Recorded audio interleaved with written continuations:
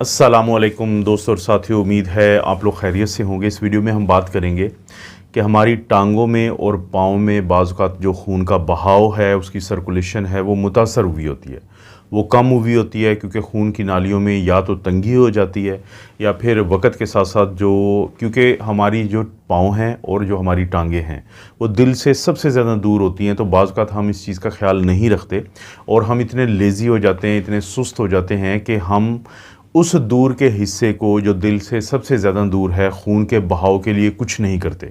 और ये वीडियो बुनियादी तौर पे है ही कुछ ऐसी चीज़ें करने के बारे में कि जिनके करने से खून का वो बहाव बेहतर होगा।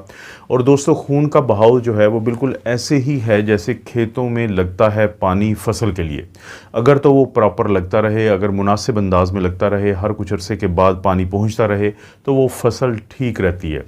और ख़ास तौर पर वो खेत जो पानी के ज़रिए से सबसे ज़्यादा दूर होते हैं, तो वहाँ पे ये ख़ुसूसी ख़्याल रखा जाता है कि पानी का बहाव कम ना होने पाए, वरना फसल जो है उसको नुकसान होता है। और यही होता है टांगों और पाँव के सिलसिले में कि जब खून का बहाव इस सबसे दूर के एरिया में कम पहुंचता है, तो उसके बाद से कुछ लोगों को पाँव सूजना शुरू हो जाते हैं, कुछ लोगों को पाँव में सनसनाहट रहना शुरू हो जाती है, कुछ लोगों को पाँव में चीज़ों का एहसास ख़त्म हो जाता है, यानी सुन्न होना शुरू हो जाते हैं। बाज़ लोगों को ऐसे लगता है जैसे कि हर वक्त दर्द रहता है, बाज़ लोगों को रात को सोते हुए मसला होता है, बाज़ लोगों को वहाँ पे अपने टांगों में या पाँव में सुर्खी आना शुरू हो जाती है, रेडनेस आना शुरू हो जाती है, और बाज़ लोगों को छोटे छोटे ज़ख़म बनना शुरू हो जाते हैं। बाज़ लोगों की जो वेन्स होती हैं, खून की वो नालियाँ जो खून को किसी भी हिस्से से वापस दिल की तरफ लेके जाती हैं, तो वो क्योंकि प्रॉपर काम नहीं करती, जिसकी वजह से खून वहाँ पे रहना शुरू हो जाता है और वो जो नालियाँ हैं वो बढ़ जाती हैं, जिसको हम वेरिकोज़ वेन्स कहते हैं। तो बुनियादी तौर पे इस वीडियो में हम कुछ ऐसे काम मैं आपको बताऊंगा कि अगर वो करते हैं तो इससे ये बहाव बहुत बहुत बेहतर हो जाएगा। इसमें सबसे पहले है कंप्रेशंस का। कंप्रेशन कहते हैं दबाने को, या कोई चीज़ का दबाव जब आप बढ़ा देते हैं। अगर आप टांगों के लिए मार्केट में, ख़ास तौर पे जब आप मेडिकल स्टोर पे जाएंगे, तो आपको कंप्रेशन सॉक्स यानी जुराबें या कंप्रेशन स्टॉकिंग जो कि आपके नी तक आती हैं, आपके घुटनों तक आती हैं, तो वो आपको मिल जाती हैं। अगर आप दिन में 24 घंटों में से 6 घंटे कह लें, 4 घंटे कह लें, आप ये पहनते हैं और फिर 3-4 घंटे का वक्फ़ा देके फिर दोबारा, यानी उस वक्त नहीं पहनते और फिर पहन लेते हैं, तो इससे क्या होता है कि वो हिस्सा जो दिल से सबसे ज़्यादा दूर है, और ख़ास तौर पे आपकी टांग के अंदर एक पट्टा होता है, जो मसल होता है, जिसको हम काफ मसल कहते हैं, तो वहाँ पे खून आमतौर पे रुकता है।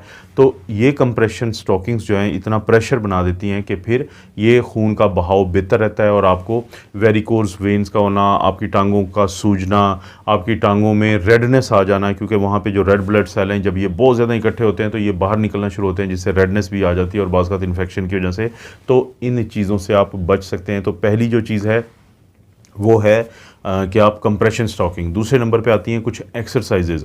इन एक्सरसाइजेज़ को हम 4 हिस्सों में तकसीम कर लेते हैं। पहली वो एक्सरसाइज जो अपने आप एंकल जॉइंट की करते हैं, यानी पाँव की करते हैं, कि आप लेट जाएंगे और लेटने के बाद अपनी जो पाँव हैं इनको फ्रंट, बैक और साइड टू साइड, यानी साइड्स पे भी और सामने और पीछे की तरफ आप बार बार इसको हरकत देंगे, जिससे यहाँ की जो खून की नालियाँ हैं, सबसे पहले आप उनके ऊपर ये प्रेशर डालेंगे कि वहाँ से खून वापसी की तरफ अपना शुरू करे। इसे कहते हैं हम एंकल एक्सरसाइजेज।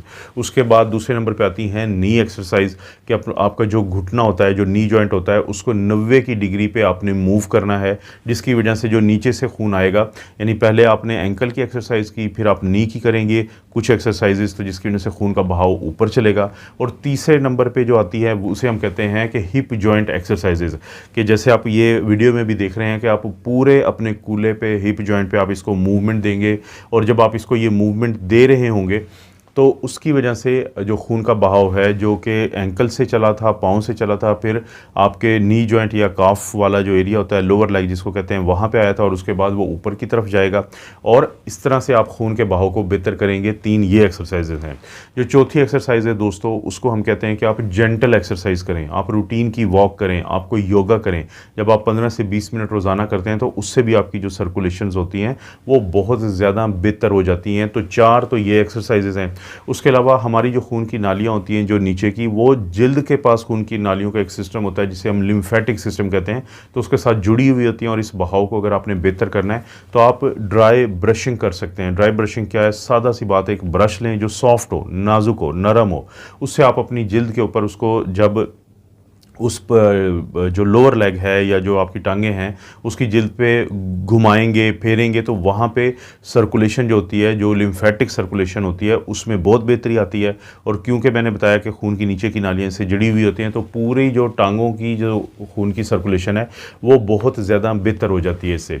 इसके बाद बारी आती है मिनरल बाथ की। मिनरल बाथ जैसा कि नाम से ज़ाहिर है कि एक ऐसा बाथ है कि जिसमें मिनरल्स डाले जाते हैं, यानी एक बॉडी टेम्परेचर जो होता है हमारा, जैसे 37 या 38 डिग्री कह लें, या फ़ारेनहाइट की बात करें तो 99 आप डिग्री फ़ारेनहाइट कह लें, कि इतना पानी का टेम्परेचर हो, उसके अंदर या तो डेड सी एक सॉल्ट मिल जाता है मार्केट से, और इसी तरह से मैग्नीशियम फ्लेक्स मिल जाते हैं मार्केट से, तो वो डाले जाते हैं।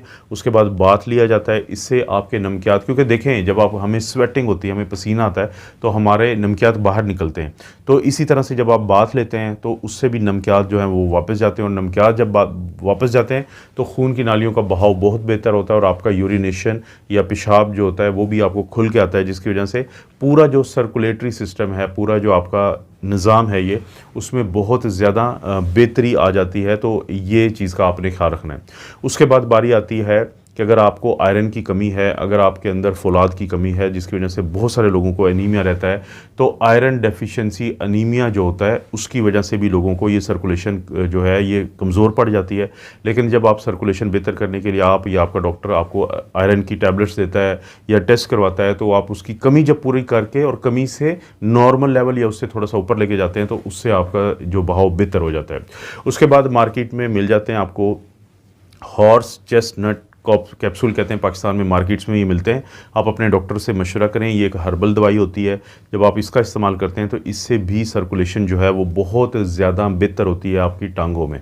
उसके बाद एक और हर्बल मेडिकेशन है, बड़ी मशहूर है, जिसको हम जिनको बायलोबा कहते हैं। जिनको बायलोबा जो है वो भी मार्केट में मिल जाती है, और उससे वो भी कैप्सूल की शक्ल में अपने डॉक्टर से आप मशवरा करें, तो क्योंकि ये चीज़ें अमूमी तौर पे महफूज होती हैं, अगर आपका डॉक्टर आपको इजाज़त दे देता है तो इससे भी आपकी खून की नालियों में जो बहाव है खून का बहुत बेहतर हो जाता है। सबसे आखिर में मैं बात करूँगा, कुछ हमें मार्केट से मिल जाते हैं, जैसे हम ब्लड प्रेशर चेक करने के लिए डिवाइस होता है, इसी तरह इंटरमीडिएट न्यूमेटिक कंप्रेशन डिवाइसेस होती हैं जो आप अपनी टांगों पर बांधते हैं। डॉक्टर आपको पूरा बता देते हैं, ये टेक्नीशियंस बता देता है, और उससे आप दिन में 2-4 दफ़ा जब करेंगे तो आपका जो टांगों की सर्कुलेशन है उसके ऊपर प्रेशर पड़ता है। ये बहुत कारआमद है, जो हम ICUs में भी इस्तेमाल करते हैं ताकि लोगों को ब्लड क्लॉट ना बने उनकी टांगों के अंदर। तो ये है एक आखिरी तरीका। तो अगर आप चाहते हैं कि आपकी टांगों में क्लॉटिंग ना हो, अगर आप चाहते हैं कि आपकी टांगों में सर्कुलेशन बेहतर हो, अगर आप चाहते हैं कि आपकी टांगों में बार बार ज़ख्म ना बने, अगर आप चाहते हैं कि आपकी टांगों में जो सोज है, स्वेलिंग है, वो बहुत ज़्यादा ना हो, और बहुत सारी ये जो रात को आपको सोते हुए बहुत सारे मसाइल होते हैं वो ना हो, तो ये कुछ काम आप कर सकते हैं अपनी टांगों और अपने जो पाँव हैं उनके अंदर खून की सर्कुलेशन को बेहतर करने के लिए, नालियों के जकड़ाव को कम करने के लिए। दोस्तों, आपको पता है इस तरह की वीडियोस आपको मिलती रहती हैं। चैनल को सब्सक्राइब करें, वीडियो को लाइक करें। कोई वीडियो अच्छी लगती है तो उससे नीचे शेयर का ऑप्शन है, उसको क्लिक करें, जो लिंक है उसको कॉपी करें और कहीं पे भी शेयर कर दें दोस्तों रिश्तेदारों से। आप अपना और अपनी फैमिली का ख्याल रखें। अल्लाह ताला आपको और आपकी फैमिली को हर किस्म की बुराई, बीमारी और आजमाइश से महफूज रखें।